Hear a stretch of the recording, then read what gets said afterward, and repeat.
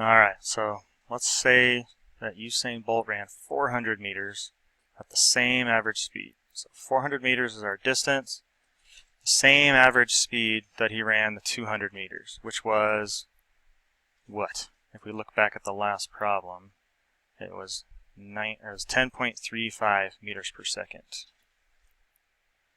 So this is 10.35 meters per second. How long would it take him to run 400 meters? So the question is asking, how long would it take? So we've got a distance,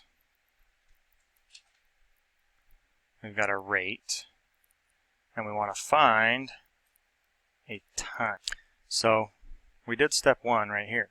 We figured out what information they gave us, figured out what we're trying to find out, and that's our unknown. So step two is to make a plan, and it's going to be pretty much the same plan as last time. We're going to do d equals r times t and substitute the numbers we know and find the number we don't know. Step three is to do it, so let's do it. The distance is 400 meters. The rate is 10.35 meters per second times the time. How would I solve this? So remember, we want to find the time. We need to get the time by itself.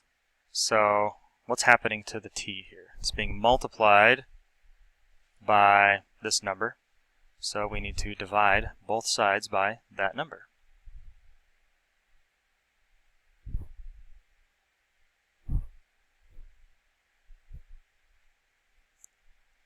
They will cancel over here, and we will get time on this side, and then on this side we're going to need to do 400 divided by 10.35, and that's 38.64, and we want to round to 2 decimal places, so we look at the third decimal place, which is a 7. That's more than halfway, so we're going to round this up to a 5. So 38.65.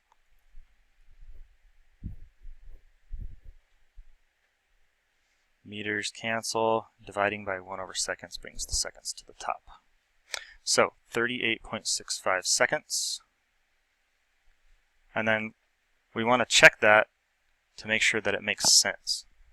So he ran the 200 meters in around 19 seconds.